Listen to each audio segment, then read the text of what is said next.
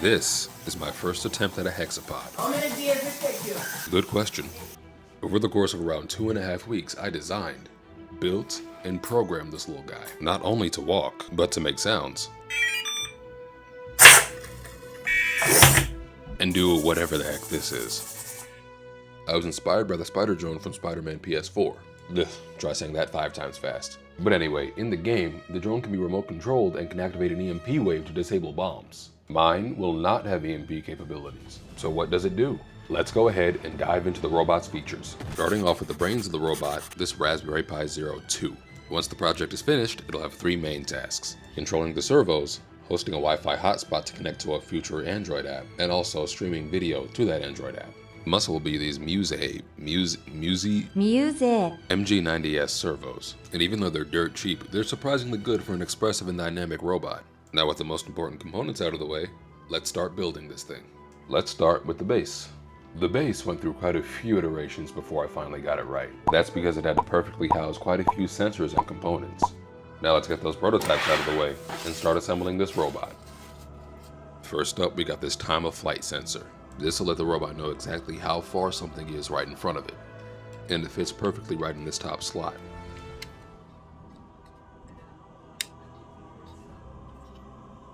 Next, we have this camera module, and while I won't show it in this video, later on I plan to have the Raspberry Pi act as a hotspot and feed whatever live video comes with this camera to a phone app and use computer vision on the phone.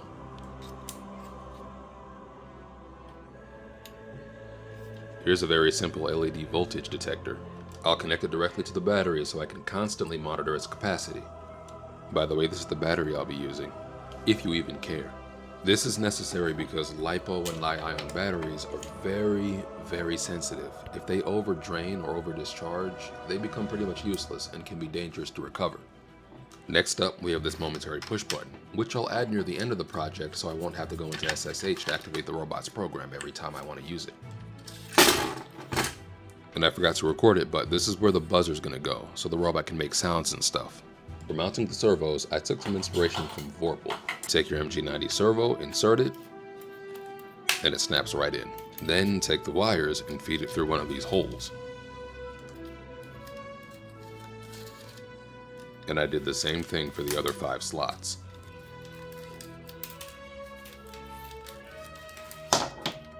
Moving on to the legs, we have 3 degrees of freedom, which is just a pretentious way to say we have 3 joints in the leg. Now I know I could have gotten away with just 2 for a robot this small, but I really needed it to be able to do this.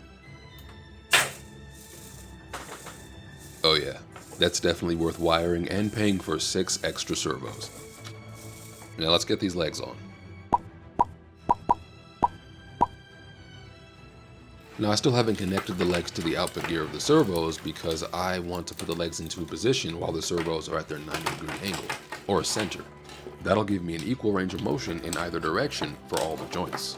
Which finally leads us into the servo control itself. Here we have a board with a Raspberry Pi Zero and 2 PCA 9685 servo controller boards. While the Pi decides where the legs go, the servo controller boards handle precise signals to all 18 servos, which the Pi can't do on its own. It also helps distribute power to all the servos. I'll spare you the monotony of plugging in all these servos, but if you do want a full guide, let me know in the comment section. Next, I used some Python code to set all these servos to 90 degrees, or center, so I could finally attach the servo horns while they were in their idle position. However, using this flat pose as the idle position proved to be a terrible idea. I'm much more used to using these smart serial bus servos here, which allow for continuous rotation and know exactly what position they're in at all times. These don't do any of that. And the limitation to 180-degree range of motion means that the robot couldn't do this. Oh yeah, I started to paint it by the way. So instead of using that flat position as the robot's idle center, I used this position. I didn't record myself putting it in this position and inserting the horns, but you get the idea. Now how did I get this thing scurrying around like this? Even though I used inverse kinematics for my last legged robot, which was the Liberator from Fallout 76 by the way, so if you're interested, check it out in the description below. I wanted to go with something simpler. A basic lift, swing, plant, return. This gets rid of all the complexities of inverse kinematics and just simplifies everything. All that was left for me to do was write the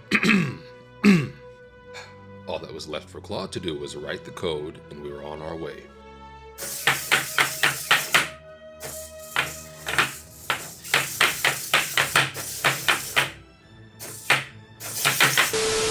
So I designed this robot to have 3 speeds: slow, medium, and fast.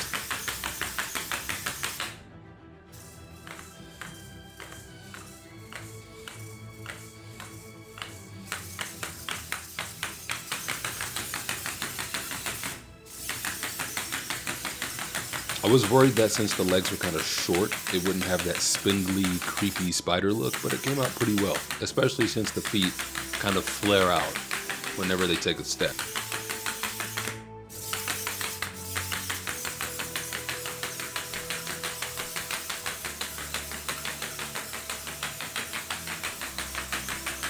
Once I was fully confident with the gate, I added heated inserts to these little holes, then screwed on the top cover.